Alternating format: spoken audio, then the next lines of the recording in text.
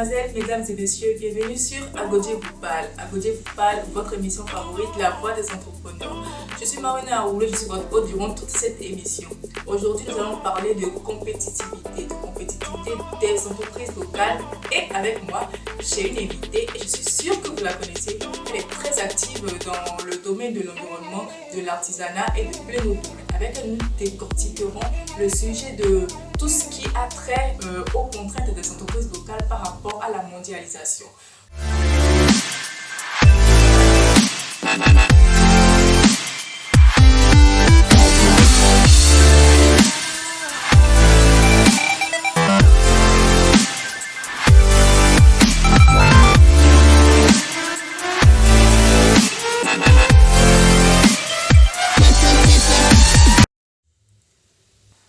Sur le plateau de Agodje vous parle, nous sommes avec une activiste écologiste béninoise. Elle est militante pour la protection de l'environnement et la promotion de l'artisanat local, comme je le disais à l'entame de cette émission. Elle est connue pour son engagement contre l'utilisation des sachets. Donc vous qui utilisez les sachets, n'importe comment, un sachet qui a un gendarme derrière vous, en tout cas. Et sa campagne, c'est le sachet Hello.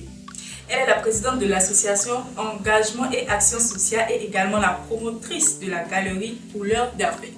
Avec moi, j'ai aujourd'hui Sandra Idossou. Sandra Idossou, bonjour. Bonjour. Comment vous allez? Je vais très bien. Merci d'être chez Couleurs d'Afrique aujourd'hui. C'est tout un plaisir. Merci à vous d'avoir accepté notre invitation. C'est un plaisir. Alors, aujourd'hui, nous allons parler de compétitivité locale, de compétitivité des entreprises locales. Et la première question que je m'en vais directement vous poser, c'est comment vous pensez, quelle est votre analyse de la compétitivité des entreprises locales au Bénin par rapport aux autres entreprises qui sont dans le milieu du local, mais dans l'international? Alors, d'abord, merci une fois encore d'être ici. Je pars toujours du principe que chaque entrepreneur a son histoire. On ne veut pas toujours généraliser les histoires parce que tout dépend du secteur dans lequel on est, tout dépend des motivations qui poussent chacun à entreprendre. Mais moi, depuis que je suis entrepreneur et depuis que je suis rentrée au Bénin, c'est un défi. C'est un défi permanent d'être entrepreneur, de se réveiller tous les matins, de proposer de nouveaux produits face à la mondialisation et surtout face à la compétitivité. Moi, je suis dans le domaine de l'art et de l'artisanat. J'entreprends dans ce domaine et ce n'est pas toujours très simple parce que malheureusement, l'art et l'artisanat sont relégués un peu au plan de, bon, si on a fini de manger, bien à ce moment-là, on va aller vers l'art et l'artisanat. Et donc, ce n'est pas toujours très simple. Mais pour revenir à la question de qu'est-ce que je pense par rapport à la compétitivité, je trouve que il y a des choses, il y a des besoins. Et tant qu'il y a des besoins, ce sont des opportunités pour les entrepreneurs. Quand on est entrepreneur, il faut saisir, il faut surtout s'ouvrir.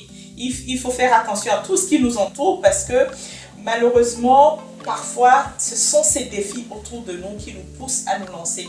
Moi, je me suis lancée dans une galerie d'art et d'artisanat parce qu'à un moment donné, je cherchais un endroit où je pouvais trouver des objets d'art ou des objets d'artisanat de qualité pour pouvoir offrir.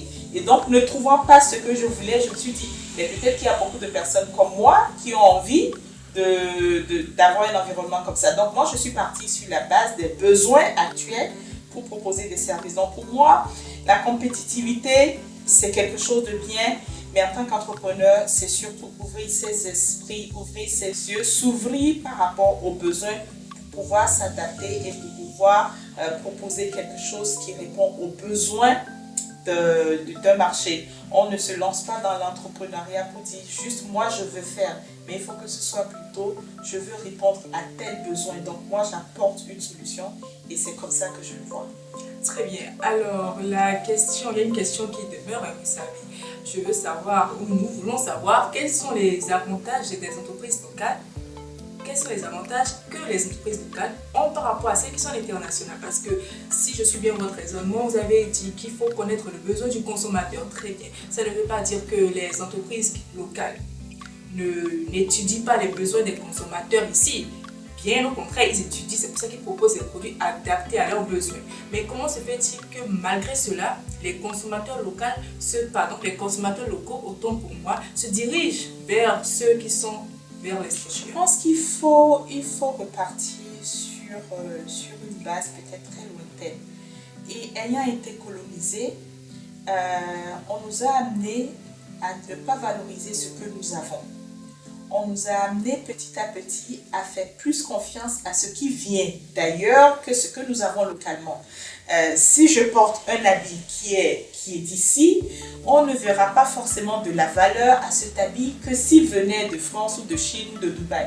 Donc je pense que c'est d'abord une question de mentalité qui fait qu'aujourd'hui, les gens ont l'impression que les étrangers, les produits étrangers ont probablement ou alors ont peut-être plus de qualité que les produits locaux, alors que ce n'est pas du tout le cas. Je fais beaucoup la promotion du consommant local parce que j'estime que le consommant local a toutes ses chances.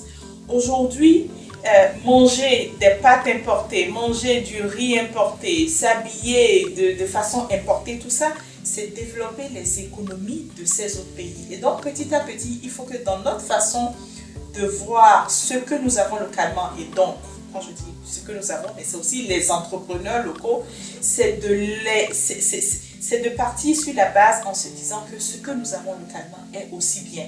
Et je pense qu'une fois que dans nos têtes, nous comprenons que le local peut être aussi de la qualité, à ce moment-là, on n'aura plus de complexe à se dire les entreprises ou les produits étrangers qui viennent sont peut-être plus plébiscités que les produits locaux. Et donc, c'est vraiment une question, je dirais, d'éducation et malheureusement, ça prend du temps. Très malheureusement. Alors, je voudrais savoir quelles sont les petites stratégies, je dirais, que vous pouvez conseiller aux entrepreneurs et aux chefs d'entreprise, aux entreprises de manière générale, pour pouvoir se différencier des autres entreprises internationales qui aussi amènent leurs produits, qui font que les produits locaux ne sont pas vraiment consommés. Alors, moi, je partirai toujours sur la qualité. La qualité a un coût. Je suis absolument d'accord. Mais la qualité, à la longue, permet de se positionner et de se dire qu'on a un produit qui n'a rien à envier à un produit étranger. Quand je parle de qualité, je parle de la qualité du produit, je parle de la qualité du packaging, je parle de la qualité de la distribution pour amener justement ce produit à être un produit, une fois que le consommateur le reçoit, à se dire effectivement c'est un produit de qualité. Donc pour moi, je trouve que souvent en tant qu'entrepreneur locaux, nous minimisons l'impact de la qualité. Nous ne nous donnons pas le temps pour travailler sur le packaging. Je travaille avec des artisans pour lesquels parfois je travaille sur leur branding, sur leur logo, sur leur packaging, parce qu'ils ont absolument de très bons produits. Mais bon, quand vous le voyez, vous dites c'est des produits qui ne ressemblent à rien du tout, parce que le packaging n'est pas très bien travaillé. Et donc pour moi, si j'avais des conseils, ce serait d'abord de nous amener à travailler sur la qualité, à travailler sur le packaging et après à travailler sur la distribution. Ok.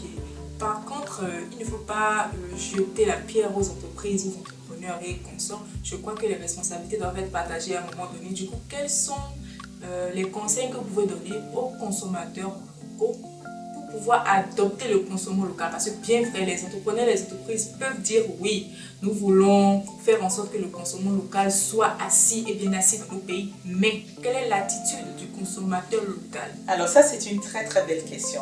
Ici, j'ai beaucoup de clients qui viennent, ils vont demander, oui, ça c'est fait avec quel coton? Ou bien ça, c'est quel alcool? Ils vous posent des questions qu'ils ne poseront pas sur des produits étrangers. Un produit qui vient de Chine, personne ne sait comment il a été fabriqué. Et pourtant, personne ne se pose de questions. Mais dès que c'est béninois, les gens vous poussent sur des questions. Je pense que si j'avais des conseils aujourd'hui, ce serait de dire aux nôtres de nous donner le bénéfice du doute.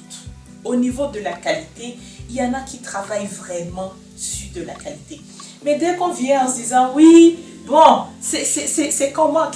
Une fois, quelqu'un m'a même demandé le cuir, parce que nous proposons de la maroquinerie, quelqu'un m'a demandé, le cuir là, c'est le cuir de quel animal? Quand vous allez chez les grandes marques en Europe, est-ce qu'on demande quel animal on a tué pour avoir ça? Donc, je pense que c'est important que le consommateur parte d'abord sur la base en se disant on a de la qualité. Comme je l'ai dit tantôt, cela ne veut pas dire que l'entrepreneur, nous qui sommes ici, nous ne devons pas travailler. Nous qui sommes ici, nous devons nous imposer à avoir de la rigueur, à avoir de la qualité, mais de grâce, le consommateur, donnez-nous le bénéfice du doute. Ayez confiance en nous et si nous vous disons que c'est de la qualité, croyez-le. D'abord, tous les produits, surtout quand c'est les produits alimentaires, passent pas. Il y a quand même, nous sommes dans un pays de droit. On ne peut pas juste se lever et commercialiser un produit comme ça. Si un produit est commercialisé, ça veut dire que le produit a suivi toutes les étapes au niveau de la mise sur le marché. Il y a quand même des agences qui certifient la qualité de ces produits. Et donc, faisons confiance à nos produits. Et ne nous posons pas 10 000 questions que nous ne posons pas aux produits qui viennent d'ailleurs. J'espère que les consommateurs ont compris. Et je crois que c'est sur cette dernière partie que nous allons nous arrêter. Nous remercions Sandra Ndosso pour son acceptation à cette émission. Et j'espère que vous avez retenu la leçon.